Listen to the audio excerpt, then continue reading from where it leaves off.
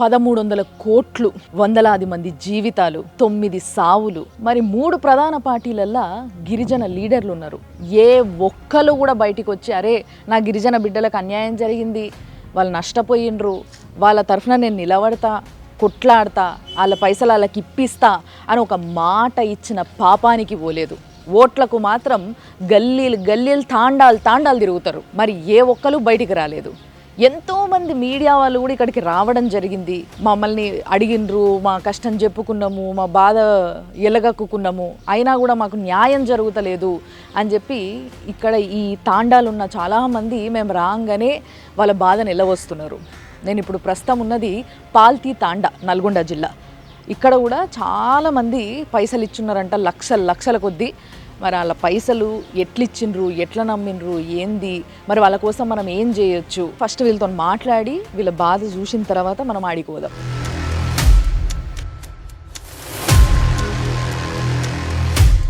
నేను రాగానే అసలు ఒక మాట మాట్లాడాల్సిన అవసరం లేకుండా వాళ్ళ ఆవేదన మొత్తం బయటకు గక్కుతున్నారు. వాళ్ళ బాధ. ఎంతోమంది మీడియా వాళ్ళు వచ్చారు, మేడం మా కోసం ఏం న్యాయం చేయలేకపోయినరు, మేము ఏం చేయాలి, మేము ఏం కావాలి, మా జీవితాలు ఇట్లా అయిపోయినాయి అని చెప్పేసి ఆడోళ్ళు, పిల్లలు, వాళ్ళ ఇంటి మొగోళ్ళు వీళ్ళందరూ ఆవేదన పడుతున్నారు. వాళ్ళతోనే మాట్లాడదాం అనేసి ఇన్నే ఆపిన నేను. అన్న నమస్తే. నమస్తే అమ్మ. మీ పేరన్నా? వీరాసింగ్ అమ్మ. వీరాసింగ్ అన్న. మరి ఇప్పుడు ఏదైతే 1300 కోట్ల స్కామ్ ఉందో దీంట్లో మీరు పైసలు ఇచ్చిర్రా? పెట్టానమ్మా. ఎంత ఇచ్చిర్రు? గౌతమ్ అనే దాంట్లో ఒక 8 లక్షలు పెట్టాను. మా వాళ్ళే పెట్టించారు. మేము నడుస్తున్నాం బాబాయ్ నడుస్తుందంటే. సెకండరీ భీమా దాంట్లో 14 లక్షలు పెట్టాను. భీమా దాంట్లో 14 లక్షలు 7 లక్షలు వచ్చినాయి, 7 లక్షలు మిగిలిపోయినాయి. ఆ గౌతమ్ అనే దాంట్లో 8 లక్షలు పెడితే 1 లక్షని వచ్చింది, 7 లక్షలు ఆడ ఉండిపోయినాయి. సో మొత్తం మీద అట్లా 20 లక్షల దాకా పెట్టారు. దీంట్లో సగం వచ్చినాయి, సగం పోయినాయి. సో మరి ఇప్పుడు ఇది ఒక స్కామ్ అన్న విషయం అర్థమైంది కదా. ఇప్పుడు ఇంతకు ముందు అంటే మీరు కొంచెం, ఇప్పుడు అందరికీ తెలిసిన విషయం ఏంటంటే వాళ్ళు ఆశపడ్డారు. ఏమన్నంటే అవును ఆశపడ్డారు కాబట్టి ఈరోజు ఇట్లా అయింది వీళ్ళకి అని కూడా కొంతమంది మాట్లాడుతున్నారు. వీళ్ళకి ఏం జవాబిస్తారు మీరు? అయితే వాళ్ళు ఏ రకంగా మోసం చేసారో అవి మొత్తం కేసులు వెళ్ళిపోతారు. కానీ ఇప్పుడు మేము పెట్టిన దాంట్లో భీమా అనేటోళ్ళు కానీ గౌతమ్ అనేటోళ్ళు మాకు బిజినెస్ ఉంది, మంచిగా నడుస్తుంది, మాకు ల్యాండ్స్ ఉన్నాయి, మా ప్లాట్ బిజినెస్ మీద పెడతాం, మీకు ఏమైనా ఇబ్బంది లేకుండా మీకు ఒక 20 లక్షలు పెడితే ప్లాట్ రిజిస్ట్రేషన్ చేపిస్తాం, పెట్టండి, మీకు ఎటో ప్లాట్ రిజిస్ట్రేషన్ అవుతుంది కాబట్టి మీ డబ్బులు ఇటుపోవు కదా అనే నమ్మకానికి నమ్మబలికిరు. ఒకవేళ మీరు ప్లాట్ రిజిస్ట్రేషన్ చేసుకుంటే 5-6 రూపాయలు కడదాం, మీరు ప్లాట్ బిజినెస్ ప్లాట్ పెట్టుకోకుంటే కనుక మీకు 10-15 రూపాయలు అన్నారు. ఏమో 10-15 రూపాయలు అంటుంది కదా, ఎట్టో నడుస్తుంది కదా అని ఆశకు అందరం పెట్టి ఇంకా 6-7 నెలల నుంచి నడుస్తున్నారు ముందులో. వాళ్ళకి అడిగితే వస్తున్నాయి చేస్తున్నాయని చెప్పిర్రు. సరే అనేసి మేము కూడా అలా పెట్టడం జరిగింది. ఇప్పుడు ఈ కేసులో A1 కింద రమాకాంత్ మధు అని ఒక ఆయనని అరెస్ట్ చేయడం జరిగింది. కానీ మీరు పైసలు ఎవరికి ఇచ్చిర్రో మేజర్గా తెలుసా మీకన్నా? మేజర్గా మేము ఇచ్చింది మాత్రం మా తండాల నుంచి మధుకి ఇచ్చిర్రు, బాలాజీకి ఇచ్చిర్రు, భీమా నెటోనికి ఇచ్చిర్రు, కవిత అని సూపర్లో ఉంటుందంట. ఇప్పుడు నేను అంటున్న మధు, మీరు అంటున్న మధు ఒకళ్ళు కాదు. ఒక్కరే. అయితే మధు అతనే.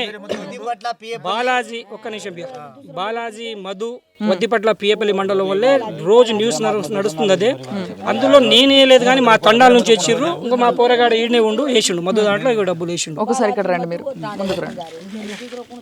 మీ పేరేంది? సక్రు మేడం. సక్రు. అయితే మీరెంత ఇచ్చిర్రు పైసలు? 1.5 ఇచ్చిన మేడం. 1.5 ఇచ్చిండ్రు. అయితే ఇప్పుడు నేను ఈ మాట అడుగుతున్నా, ఎందుకంటే చాలామంది మీ పైన విమర్శలు జల్లుతున్నారు. ఏంది అని అంటే అసలు వీళ్ళకి చిన్న చిన్న ఇల్లులు ఉన్నాయి, అసలు వీళ్ళు ఎట్లా తింటుండ్రో ఎట్లుంటారో కూడా అర్థమవుతలేదు, వీళ్ళకి 1 కోటి రూపాయలు ఎక్కడి నుంచి వచ్చినాయి, ఇది మాట్లాడుతున్నారు అందరూ. మీరు ఏమంటారు దీనికి? కరెక్టే మేడం. అది 1 కోటి రూపాయలు అంటే ఇల్లు మీద లోన్ ఇచ్చినా మేడం, ఇంటి మీద గోల్డ్ పెట్టినాం. ఇంకోటి ఇప్పుడు నేను పెట్టినా అనుకో నా తరపున ఉంటారు కదా వెనుక మేడం, నువ్వు కూడా ఇస్తున్నావు, నీ తరపున బాగానే వస్తుంది, నా తరపు బాగానే వస్తుంది, మీరు కూడా ఇవన్నీ అట్లా చేంజ్ చేసినాం. చుట్టాలు పోయింది మేడం, వాళ్ళ దగ్గర వచ్చి తీసుకొచ్చింది మేడం. 10 లక్షలు 10 లక్షలు తీసుకొచ్చింది. ఒక్కటి ఏంటంటే మేము గిట్ట ఇంత చదువుకున్నాం, మోసపడిపోయినాం వాస్తవమే. కింద కామెంట్ రాసి పెడుతున్నారు ఏమని, ప్రతి ఎస్టీ తండాలోకి వెళ్తే అంటే 1 కోటి రూపాయలు అంటే అసలు 1 కోటి రూపాయలు విలువలు తెలుసారా మీకు అనేటోళ్ళు గిట్ట కామెంట్లు పెడుతున్నారు.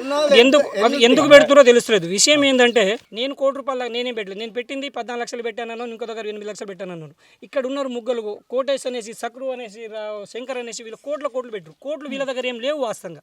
వీళ్ళు ఏం చేసిరంటే ఇంటి లోన్ తీసుకున్నారు, గోల్డ్ పెట్టుకున్నారు, 1 ఎకరం పొలం అమ్ముకున్నారు. ఇలా అమ్ముకుంటే దగ్గర ఒక 30-40 లక్షలు 50 లక్షలకు వీళ్ళకి వచ్చినాయి. ఇంకా ₹1 కోటి దాటడం ఎట్లా? వీళ్ళు 50 లక్షలు పెట్టి నడుస్తుండు. ఒకేసారి పోయి 1 కోటి ఏమి ఇయ్యలే మేము వాళ్ళకు, 50 పెట్టి నడుస్తున్నాక ఫ్రెండ్స్ ఎవరో వాళ్ళు అడిగిర్రు, అరే ₹1 కోటి మీరు 50 లక్షలు పెట్టినట్ట నీకు వస్తుందిగా అంటే మంచిగానే వస్తుంది ఇస్తున్నానేసరికి మా చుట్టాల మార్గం ఉన్నోళ్ళు తల ఒక 20, 10, 15, 30 ఇలా ఇచ్చేసరికి ₹1 కోటి రాకపోవడం ఏమి మేడం? ఇప్పుడు ₹1 కోటి అనేది నా ద్వారాగా మా చుట్టాలు ఇచ్చేపాటు నేను ₹1 కోటి అనే చెప్పుకుంటా. ఒక్కటి కావు. అలా నేను ఒక ₹1 కోటి పెడితే దగ్గర ఒక 20 మంది మేడం, ఒక్క నిమిషం అమ్మా, ఒక ₹1 కోటి పెడితే ఒక 10-15 మంది చుట్టాల మార్గంగా తెచ్చుకొని వేసుకున్నాం. ₹1 వాస్తవంగా వాళ్ళు కామెంట్ చేసేటోళ్ళు తెలుసుకోవాలి ఏమని, ₹1 కోటి మాది ఒక్కనివే కావు, మా ఫ్యామిలీ మాకు నమ్ముకున్న వాళ్ళ మా ఫ్రెండ్స్ వాటందరి డబ్బులు పోసేసి ₹1 కోట్లకు పోయినాయి. మరి ఇప్పుడు వాళ్ళందరూ అడుగుతున్నారు ఈ విషయం బయటికి వచ్చేసరికి అందరూ అడుగుతారు. అందరూ వచ్చి మా ఇంటి ముందు మేము ఇచ్చింది మధు కాదు, బాలాజీ కాదు, భీమ కాదు, కవిత కాదు, నిన్ను నమ్మిచ్చినాం అనేసి మా ఇంటి మీదకి రావడం. ఈ రమేష్ అతను చావడానికి కారణం కూడా అదే. ఆయన ఏం చేసిందంటే బాలాజీకి ఈయనకు కొంచెం దోస్తాను, మామ అని ఇమ్మడి తిరిగిండు. ఆయన ఏదో హైదరాబాద్ ఆటో తోలుతుంటే బాలాజీకి ఈ రమేష్ కు కొంచెం దోస్తాను, చిన్నప్పటి నుంచి దోస్తాను ఉంటే మామ అని కూడా ఈయన రమేష్ ఎమ్మడి తిరిగిండు. రమేష్ ఏమో లారీలు తోలుకుంటా ఈ ఆటోలు తోలుకుంటా తిరుగుతుంటే, మామ నువ్వు ఈ ఆటోలు లారీలు ఎన్ని రోజులు తోలుతావు, ఇగో నేను ఫైనాన్స్ నడుపుతున్నా, చాలామంది ఇచ్చారు నాకు, చాలామంది కోట్లు ఇస్తే కూడా నేను రిటర్న్ ₹12, ₹18 కాడికి వడ్డీ ఇట్లా ఇస్తున్నా వాళ్ళకు, నీకు కూడా ఇస్తా, ఏడన్నా డబ్బులు ఉంటే తీసుకురా అని చెప్పారు. ఈయన ఆశపడ్డాడు, సరే నాకెంత ఇస్తావు అంటే, నువ్వు ఇప్పుడు నీకు ₹10 నేను ₹12 కట్టిస్తాను అనుకో, నువ్వు అవతల ₹10 తీసుకురా, నువ్వు ₹2 మిగులుతుంది అనే ధోరణితో మాట్లాడి, ఇక అట్లా నేనేం చేసిండు, సరే ఆయనకు డబ్బులు తీసుకొచ్చి ఇస్తే ఆయన వేరే వాళ్ళ కాడ నేను ఒక ₹6, ₹7 వడ్డీ తీసుకొస్తే నాకు ఇంకో ₹6 మిగులుతుంది ఆ వడ్డీలో నెలకింత, అట్లా కౌరప్ అయితే అనే ధోరణితోటి ఇక వాళ్ళ చుట్టాలు ఉన్న కాడ ఏడన్నా తెలిసిన వాళ్ళ దోస్తుల కాడ తీసుకొచ్చి ఆయనకు ఒప్పచెప్పిండు. డబ్బులు ఒప్పచెప్పినాక 1 నెల 2 నెలలు ఈయనకు రిటర్న్ ఇంట్రెస్ట్ ఇచ్చిండు మంచిగానే. ఇస్తుంటే ఈయన మళ్ళీ ఆశపట్టి ఫస్ట్ ఒక 20 లక్షలు పెట్టిండు, మంచిగా రిటర్న్ వస్తున్నాయి డబ్బులు అని మళ్ళీ ఇంకొని కాడ తీసుకురావడం. ఇట్లా ఒక 40 లక్షల దాకా ఆయనకు ఒప్పచెప్పిండు, బాలాజీ నాయకు ఒప్పచెప్పిండు. ఒప్పచెప్పినాక 2-3 నెల దాటక ముందే ఆయన మీద కేసు అయింది. ఇంతకుముందు ఎప్పుడు ప్రౌడ్ అవుతుంది ఆ విషయం మొత్తం, అంతకుముందు చేస్తున్న స్కామ్ మొత్తం కాబట్టి బయటపడ్డది ఆ విషయం. బయటపడగానే ఆయనను పిఏపల్లి పోలీసులు పట్టుకుపోయారు, అరెస్ట్ చేసి మా మొత్తం స్కామ్ దందా నడుస్తుంది. అరే ఎవరెవరు అయితే ఈయనను డబ్బులు ఇచ్చారో వాళ్ళంతా కాంప్లీట్ చేయాలంటే ఈయన దగ్గర కూడా ప్రూఫ్ కాగితాలు ఉన్నాయి, రమేష్ కాడ కూడా ₹2 చేస్తాడు, ఈయన రాసి ఇచ్చిండు. ఒకవేళ నేను ఇంట్రెస్ట్ ఇయ్యనాడు నీకు ₹2 కాడికి నీ అసలు మొత్తం కట్టిస్తానని రాసి ఇచ్చిండు కాగితాలు. ఆ కాగితాలు కూడా ఉన్నాయి. మేము పిఏపల్లి మండలంలో పోయి ఎస్ఐ గారికి ఒప్పచెప్పి ఆ కాగితాలు జిరాక్స్ ఒప్పచెప్పి పేరు రాయించి వచ్చినాం. ఆయన జైలుకు పోయినాక మళ్ళీ రిటర్న్ బెయిల్ మీద ఇంటికి వచ్చిండు. ఈ బాలాజీ నాయకు ఇంటికి వచ్చినాక మీకు ఎక్కడ ప్లాట్ చేపిస్తా, ఇక్కడ ప్లాట్ చేపిస్తా, నాకు ఉన్న బాధ్యులందరినీ బాకీ తీర్పు నాకు బయటికి పంపించారు, నేను అందరికీ బాకీ తీర్పుతా, ఏదో మీరు 40 లక్షలు ఇస్తే ఒక 20 లక్షలైనా మీకు రిటర్న్ ఇస్తా అనే ధోని కాడ మాట్లాడుకుంటా తిప్పుతుండు. ఇవాళ ఇస్తాడు, రేపు ఇస్తాడు, ఇచ్చినప్పుడు వీళ్ళకి ఇచ్చేద్దాం, ఏదో ఇస్తే వీళ్ళకి కూడా నేను తీసుకుందాం బాధ్యులోకి ఇస్తా అని ఈయన కూర్చుండు. ఇక ఈ బాధ్యులు ఏం చేస్తారు, వాడు బాలాజీ ఇయ్యాడు, మేము తీసుకోలేము, నువ్వు తీసుకురావు వాని కాడ నుంచి, మాకైతే ఇప్పుడు డబ్బులు కావాలి, నువ్వు భూమి అమ్ముతావు ఏమవుతావు. నేను ఆయన రీసెంట్గా వాళ్ళ తమ్ముడు పెళ్లి కొడుకు పెళ్లి ఉంటే వచ్చిండు ఈ రమేష్ అనేటోడు. వచ్చినాక ఆయన మీద చుట్టుముట్టు అటాక్ చేసిరు. ఏమని, మా డబ్బులు కట్టిపో ఇప్పుడు, లేకపోతే ఆ బండి పట్టిపో, ఇక ఆయన ఒక ఆటో ఫైనాన్స్ ఆటో తెచ్చుకుండు, ఆ బండి అయినా పెట్టు లేకపోతే డబ్బులైనా కట్టు. దానిపైన రమేష్ అని పేరున్నది ఆయనదేనా? ఆయనదే. ఎవరు మొన్న చనిపోయిన ఆయన ఆటో నీడ పెట్టుకుర్రు. ఆయన ఆటో ఇక తోలేటోళ్ళు కాదు మేడం, ఇక ఎవరు మేము పెట్టుకునేది కాదు. ఇక ఆయన డ్రైవింగ్ చేసుకుంటే ఇక్కడికి వచ్చిండు, ఇక్కడ పెట్టిండు, ఇక్కడనే చచ్చిపోయిండు. ఇక దాన్ని తీసుకుపోయేటోళ్ళు ఎవరు, నడిపెట్టేవాళ్ళు లేరు కదా. డ్రైవరే ఆటో తోలి వీళ్ళని సాత్తుండు ఒక ముసలాను. వాళ్ళ కొడుక ఏమైంది ఆ రోజు మీ నాన్నకి? ఈడికి వచ్చిన రోజు ఈడ ఆటో పెట్టిండట కదా తీసుకొచ్చి, ఏమైంది ఆ రోజు మీ నాన్నకి? గుండె హార్ట్ అందరు వచ్చిర్రు, డబ్బులు అడుగుతారు. మా నాన్నేమో నైట్ పొద్దున చూస్తే చచ్చిపోయాడు. పొద్దున కల్లా చనిపోయిందా? చాలా మంది రాత్రి వచ్చి మీద పడిపోయేసరికి, అంటే ఇప్పుడు తన కోసం ఇగో నాకు ఈ లాభం వస్తుంది, నాకు కొంచెం జర పైసలు ఎక్కువ ఇస్తున్నారు అనేసరికి వాళ్ళ ఇంట్లో వాళ్ళ అన్నతమ్ముల్లో వాళ్ళ బావబామరుదులో ఎవరో ఒకరు పైసలు సరే నేను కూడా ఇస్తా పెట్టు అనేసి అందరు పెట్టినరు. కానీ పెట్టిన పైసలు రిటర్న్ తీసుకోవాల్సి వచ్చినప్పుడు నేను నీకు గదరా ఇచ్చింది, నేను నీ ముఖం చూసి ఇచ్చిన కదా, నేను వాళ్ళని చూసి ఇయ్యలేదు కదా, నాకేం సంబంధం, నువ్వే పైసలు ఇప్పుడు నాకు అయిపోయినాయని వార్తలు వస్తున్నాయి అనేసరికి అందరు ఒక్కసారి వచ్చి మీద పడితే మనిషి బతికేం కావాలి, ఆ మనిషి ప్రాణం ఏం కావాలి. అట్లా రాత్రి పెద్ద లొల్లయ్యి పండుకొని లేస్తే పొద్దున్న కల్లా గుండెపోటు వచ్చి చనిపోయిండు ఆయన, రమేష్ అనేటైన. అట్లా 9 ప్రాణాలు పోయినాయి, 9 మంది చచ్చిపోయిండ్రు. సో ఇట్లా ఎంతో మంది చనిపోతే ఆ పిల్లలు ఇట్లా అన్యం పుణ్యం తెలియని పిల్లలు అన్యాయంగా ఇప్పుడు ఏం చేయాలనో, వీళ్ళని ఎట్లా చదివియాలనో, ఎట్లా పైకి తీసుకురావాలనో అర్థం కాని పరిస్థితిలో మిగతా వాళ్ళు ఉన్నారు. ఇప్పుడు ఎవరితో ఉంటున్నావు నువ్వు? పెద్దనాయన దగ్గర. మీరేనా పెద్దనాయన? మీకెంతమంది పిల్లలు? నాకు ఇద్దరు. మీకు 2 పిల్లలు. మరి ఎట్లా అయినా బాధ్యత మీరే తీసుకుంటున్నారు? ఏం చేయాలి మేడం, ఇంకా తీసుకోక తప్పదు కదా. ఇంకా ఇప్పుడు ఆయన చిన్న నుంచి పెద్ద చేయాలంటే ఏదో బాధ్యత తీసుకోవాలి కదా. ఇప్పుడు ఆయన చచ్చిపోయిన ఈయన ఎలా చంపుకుంటాం? మరి అదే కూలి నాలుగు చేసి నన్ను సాదాలి ఇప్పుడు. ఇంకో ముసలాం ఉంది, మళ్ళీ ఎవరు వాళ్ళ అమ్మనా? వాళ్ళ అమ్మ ముసలాం.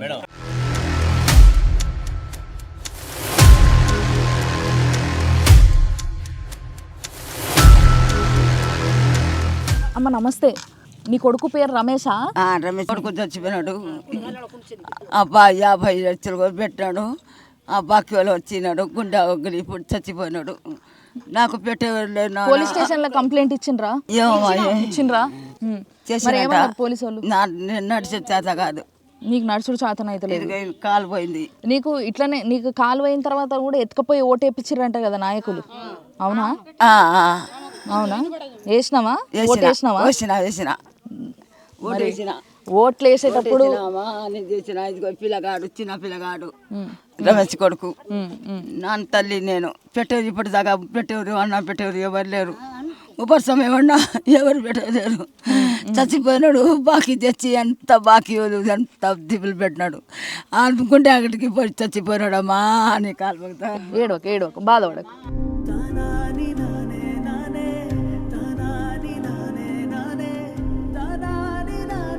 వీళ్ళ బాధ, వీళ్ళ గోస చూసిన తర్వాత కూడా ఒక్క మాట చెప్పాలనుకుంటున్నా నేను. ఎవరైతే గిరిజన నాయకులు ఉన్నారో, ఎవరైతే వీళ్ళని తాండాలకెళ్ళి ఎత్తుకపోయి మరి ఓట్లు వేయించుకున్నారో, అసలు ఒక్కరు కూడా వచ్చి పలకరిస్తలేరు వాళ్ళని, వాళ్ళ బాధ చూస్తలేరు అని ఇంత ఏడుస్తున్నారు. మిగతా టైంలో మాత్రము వాళ్ళని పట్టించుకోకుండా ఓట్లప్పుడు మాత్రమే పట్టించుకుంటున్నారు. మేము ఇన్ని పైసలు నష్టపోయి బాధపడుతున్నాము, మా పైసలు మాకు వస్తే చాలు, మాకు ఆ ఎక్స్ట్రా మేము ఏదైతే ఆశపడ్డామో ఆ పైసలు కూడా వద్దు అంటున్నారు వాళ్ళే. అట్లాంటప్పుడు కూడా వీళ్ళకి న్యాయం జరగకపోతే ఇప్పటికి 9 సావులు అయిన తర్వాత ఇంకెంతమందిని చంపేదాకా ఇట్లా కామ్గా ఉంటారు అనే ఆలోచన ఇక్కడ ఈ తాండాలందరికీ పుడుతుంది.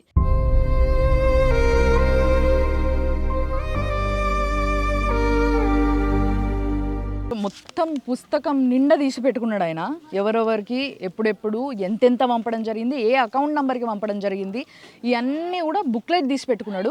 ఇచ్చిన బాధితులు ఆగుతలేరు మేడం, మాకు చాలా సావడానికి సిద్ధంగా ఉన్నాం మేము. ఇప్పుడు ఇవన్నీ పత్రాలు రాసిచ్చారు, పత్రాలు ఇవన్నీ 20 లక్షలు 30 లక్షలు మేడం.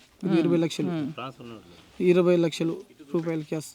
ఓకే, ఇట్లా వీళ్ళకి గ్యారంటీ కోసం అని రాయించుకుంటారు కదా, అట్లా రాయించారు అనమాట. ఇవన్నీ కూడా అన్నీ 20 లక్షలు అట్లున్నాయి. ఒక బాండ్ 20 లక్షలు మేడం, బీమా రాసి.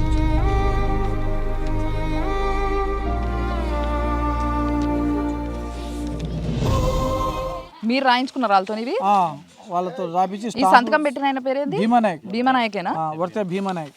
Bhima Naik son of Balu. ఇది డిండి మండలం తపలాపురం మేడం విలేజ్. అచ్చా, మరి ఆడికి పోయినరా తర్వాత? పోయినాం మేడం, వాళ్ళ ఊరికి పోయినాం, వాళ్ళ ఇంటికి పోయినాం, అంతా పోయినాం. అతను ఇప్పుడు జైల్లో ఉండు మేడం. మొత్తం 1,20 లక్షలు రావాలి మేడం. 1,20 లక్షలు? 1,20 లక్షలు. నేను 2,35 లక్షలు ఇచ్చిన కదా, 2,35 లక్షలు ఇచ్చితే అతను వడ్డీ రూపంగా మా డబ్బులే మాకు ఇచ్చిండు, అసలు రూపంగానే మేము కట్ చేసుకొని మిగతా డబ్బులే ఇవ్వమంటున్నాం మేడం. మీ డబ్బులు పట్టుకొని మీ డబ్బులే, మా డబ్బులే, మేము ఇచ్చిన డబ్బులు ఎంత ఉందో ఆ డబ్బులే రిటర్న్ అడుగుతున్నాం మేము. మా డబ్బులు మాకు రిటర్న్ ఇచ్చేయమని బతిలాడుతున్నాం, కాలు మొక్కుతున్నాం వాళ్ళ భార్యకు, వాళ్ళ మరదలకు, అందరికీ. కానీ నిజానికి ఆశ లేకుంటే ఎవరు బతుకుతారండి? నాకు అర్థం కాదు. రేపటి రోజు అప్పు తీరిపోతుందనే ఆశతో ఇప్పుడు వీళ్ళు బతుకుతున్నారు. అట్లనే ఎవరైనా, ఏ నాయకుడైనా కానీ ఓట్ల ఆశ లేదా నాయకుడికి? ఏ చిన్న జీవికి ఏదైనా కానీ, ఒక పక్షి కావచ్చు, ఒక జంతువు కావచ్చు, ఒక మనిషి కావచ్చు, ఒక్కసారి భూమి మీద పుట్టిన తర్వాత ఆశ లేకుంటేనే బతుకుతారా? ఆశ ఉంటేనే కదా జీవించేది. ఆ ఆశతోని మేము ఏదో ముందు పడ్డాము, ఇన్ని పైసలు పెట్టినాము, దానికి జర ఎక్కువ వస్తున్నాయి కదా అని ఆశపడ్డాము. ఆశపడ్డ పాపానికి మాకు సావే దిక్కయింది అని ఏడుస్తున్నారు ఈరోజు వీళ్ళు.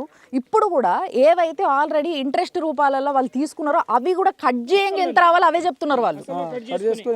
అసలు వాళ్ళు ఇచ్చిన పైసలల్లా వాళ్ళు ఎంతైతే ఇంట్రెస్ట్ రూపంలో తీసుకున్నారో అది కట్ చేసుకున్నాక మిగిలిన పైసలు ఇచ్చినా చాలు, అవి కూడా కోట్ల రూపాయలు ఉన్నాయి అని ఏడుస్తున్నారు. వాళ్ళ బాధల న్యాయం ఉంది. ఆ న్యాయం చేయడానికి అందరం నిలబడాల్సిన అవసరం ఉంది. కాబట్టి దయచేసి ప్రతి ఒక్కరు సపోర్ట్ కావాలి దీనికని కోరుకుంటున్నాను నేను. ఈయన ఈ ఊరు సర్పంచ్. సార్ నమస్తే. నమస్కారం మేడం, నా పేరు పాల్తి శంకర్ మేడం. ఈడ మేడం కొంతమంది సోషల్ మీడియాలో సన్యాసులు కామెంట్ పెడతారు, వీళ్ళు గిరిజనుల దగ్గర కోట్లు ఎక్కడి నుంచి వచ్చినాయి, వీళ్ళకు రిజర్వేషన్ అవసరమా అని కొంతమంది సన్యాసులు కామెంట్ పెడతారు. ఇది కళ్ళారా చూడండి మేడం, ఇది నా అకౌంట్ నుంచి మేడం 5,60,60,000 మేడం. మన ఫోన్పే ద్వారా మేడం వడితే బీమాకు 1,00,000 రూపాయలు, 84,000 ఇట్లా 70,000 అంటే ఫోన్పేలో ఎక్కువ పోదు కదా మేడం.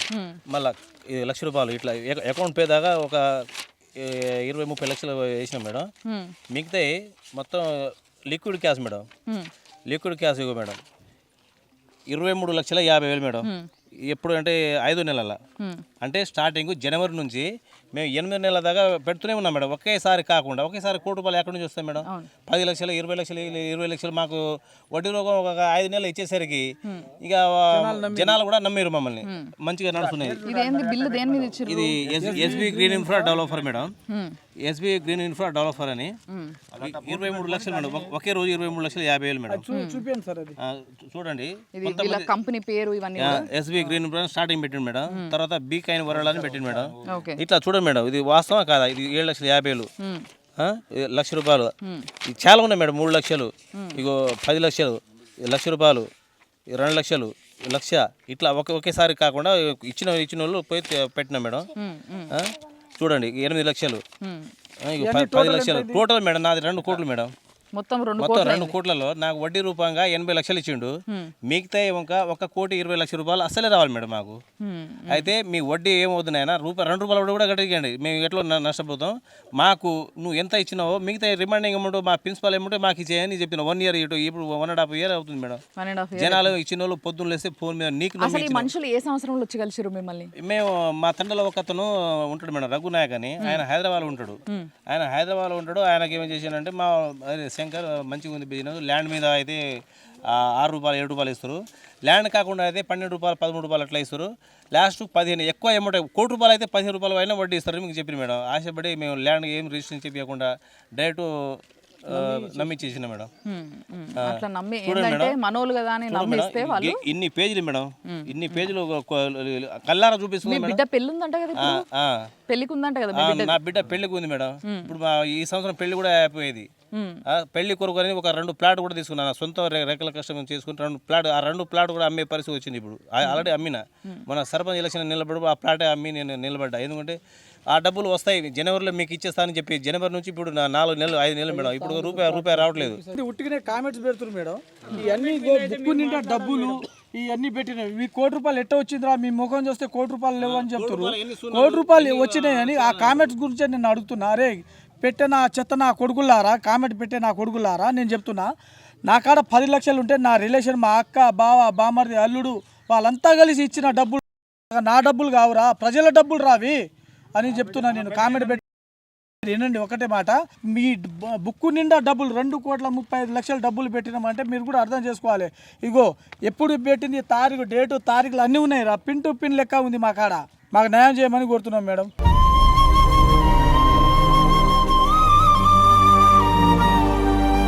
దయచేసి ఎవరైతే కమెంట్లు పెడుతున్నారో వాళ్ళకు కూడా చెప్తున్నాను నేను, చాలా సెన్సిటివ్ టాపిక్ ఇది. మనం ఏమైంది మంచిగా కూర్చున్న కాడ జాబ్ చేసుకుంటా ఏసీల కింద కమెంట్లు పెట్టేసేస్తే అయిపోతుంది, మనకేమనిపిస్తే అది పెట్టేసేద్దాం.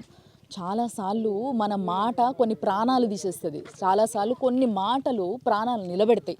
ప్రాణాలు నిలబెట్టే మాటలు ఏమైనా మాట్లాడగలిగితే మాట్లాడండి, లేదంటే సైలెంట్గా ఉండండి మీకు కొట్లాడే ఉద్దేశం లేకపోతే. అంతేగాని పాపం ఇట్లాంటి వాళ్ళపైన కమెంట్లు పెట్టేసి ఇప్పుడు నాకు కూడా పెడతారు. ఇప్పుడు అక్క నువ్వు అడగవేందక్క, నువ్వు కోట్లు వాళ్ళకి ఏడికెళ్ళి వచ్చినాయని అని అంటే వాళ్ళు మొత్తం ప్రతి ఆధారంతో సహా చూపిస్తున్నారు. వాళ్ళ ఇంటికి ఎవరెవరు వస్తున్నారు, ఎవరెవరు రావడం వల్ల ఎవరు ప్రాణాలు పోయినాయి అన్నీ తెలుస్తున్నాయి. ఇక్కడికి వస్తే మీకు ఒకవేళ నిజంగా అంత అనుమానమే ఉంటే, కమెంట్ పెట్టేటోళ్ళకి నిజంగా అంత అనుమానమే ఉంటే ఏడికెళ్ళి వస్తున్నాయి కోట్ల రూపాయలని ఇడికి రండి, వీళ్ళు సమాధానం ఇస్తారు, మీకు చూపిస్తారు కూడా ఏమవుతుంది ఇడా అనేది. కాబట్టి దయచేసి నోరు జారి కానీ లేకపోతే చెయ్యి జారి కానీ మీరు కమెంట్లు పెట్టేటప్పుడు ఇక్కడ జనాల ప్రాణాలు, వాళ్ళ ఇజ్జతు అన్నీ ఉన్నాయి దాంట్లో, అన్నీ పెట్టుబడిగా పెట్టిరు వాళ్ళు. అవి కోల్పోవద్దు. వాళ్ళ ప్రాణాలను కాపాడేటందుకు 9 మంది చచ్చిపోయారు ఆల్రెడీ. ఇంకా ప్రాణాలు పోవద్దన్న ఉద్దేశంతో ఫైట్ చేస్తున్నాము. దయచేసి మీకు కూడా మంచి ఉద్దేశం ఉంటే మాతో పాటు ఫైట్కి నిలబడరు. అది చేత కాకపోతే సైలెంట్గా మీ పని మీరు వేసుకోరు. అంతేగాని ఇట్లా కమెంట్లు పెట్టి వేరే వాళ్ళ ప్రాణాలు తీయొద్దు అన్న. మరి కేసులో ఎంక్వైరీ జరుగుతుంది అని చెప్పేసి అదే టాక్ అటు పోలీసులు చెప్తున్నారు, ఇటు మీడియా వాళ్ళు కూడా అందరు అదే వార్త చేస్తున్నారు. మరి ఎవరైనా ఎంక్వైరీ చేయడానికి వచ్చారా? ఇక్కడ ఇంతమంది బాధితులు ఉన్నారు కదా. ఇలా శవం తీసుకుని పోయి మన సాగర్లో మన సర్కిల్ ఇన్స్పెక్టర్ ఆయన స్టేషన్ ముందులా శవం తీసుకుని పోయి రోడ్డు మీద బైఠాయించి 2 కిలోమీటర్లు జామ్ అయినాయి మేడం బండ్లు. ఎస్పీ గారు కూడా ఇప్పుడు అసలు రెస్పాండ్ కావట్లేడు. ఎస్పీ నుంచి మా గిరిజన బిడ్డ కదా మేడం ఎస్పీ, వాళ్ళ బృందం వచ్చి ఎంక్వైరీ చేయాలన్నా వద్దా, ఇది వాస్తవం కట్టిరా, కోట్లు కట్టిరా, లేకుంటే ఉట్టి మాటలు చెప్తురా అనేది ఎంక్వైరీ. ఒక ఎస్పీ రావట్లేడు, సిఐ రావట్లేడు, కానిస్టేబుల్ ఒక్క కానిస్టేబుల్ కూడా రాలేదు మేడం. ఇంత దారుణం జరుగుతుంది. ఎంక్వైరీ లేదు కదా. ఎవరు కుటుంబాలు చనిపోయినా కూడా ఎవరు పట్టించుకుంటే నాదుడు లేడు మేడం.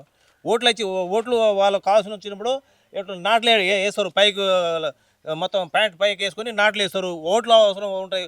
ఓట్ల పండుగ మాత్రం జనాలు గుర్తుకొస్తారు. ఎవరైనా చనిపోతే ఈ గిరిజనులు పాపం అమాయకులు చనిపోతున్నారు. అప్పుడు వాళ్ళకి గస్తీ కాసేటందుకు పోలీసులు కూడా వస్తారు ఎంబటి. వాళ్ళ గస్తీ కాలం పోలీసులు కూడా వస్తారు. మళ్ళీ ఎవరైనా తాగి మాట్లాడితే వాళ్ళు కొడతారు. హార్ట్ అటాక్ చిన్న వయసు మేడం, 32 సంవత్సరాలు. ఇలా వాళ్ళ కుటుంబం తీర్లైపోయింది. అయినా ఒక బృందం ఆయన ఎస్పీ పంపించదు మేడం. గిరిజనులు చనిపోతున్నారు, పోండి అని, లేకుండా ఎక్కడ ఉన్నారో పట్టుకొచ్చి ట్రాన్స్పోర్ట్ పోలీసు వాళ్ళని కూడా పంపించట్లేరు. నాకు తెలిసి దునియాలోనే మొట్టమొదటి కేసుగా వచ్చేది. ఇంతమంది చనిపోతున్నారు, ఇంతమంది పోలీస్ స్టేషన్ ముంగట డెడ్ బాడీ తీసుకొచ్చుకొని పెట్టుకొని కూడా వాళ్ళు ధర్నా చేసుకుంటే మాకు న్యాయం జరగాలి అని కొట్లాడుతున్నారు. ఇన్ని కేసులు పెడుతున్నారు, ఎన్ని కేసులు రిజిస్టర్ అయి ఉన్నాయి వాళ్ళ పైన. అయినా కూడా ఒక్కరు కూడా ఎంక్వైరీకి రాలేదు అని అంటే అబ్బా అసలు తెలంగాణ చరిత్రలో నిలిచిపోతుందయ్యా. అసలు ఇప్పుడు దాకా ఇంత పెద్ద కేసులో ఒక ఎంక్వైరీకి ఇన్ని రోజులు అయినప్పటికీ ఆఖరికి ఇంత కథ జరిగి చనిపోయి కూడా వారమైతుంది. వాళ్ళ పెదకర్మలు కూడా చేయడానికి దగ్గర పడ్డరు వీళ్ళు, కానీ ఎవ్వరు కూడా ఎంక్వైరీకి రావట్లేదు అని అంటే చూడండి ఎట్లున్నదో కథ. నేను అందుకోసమే ఇప్పుడు మీరు వస్తలేరు కదా ఎంక్వైరీకి, మీరు రావాలి, మీ పని అది, మీ బాధ్యత. మా ట్యాక్స్లతో జీతాలు తీసుకొని కూర్చుంటున్నారు కదా, ఇప్పుడు మేమే మీ దగ్గరకు వస్తాం.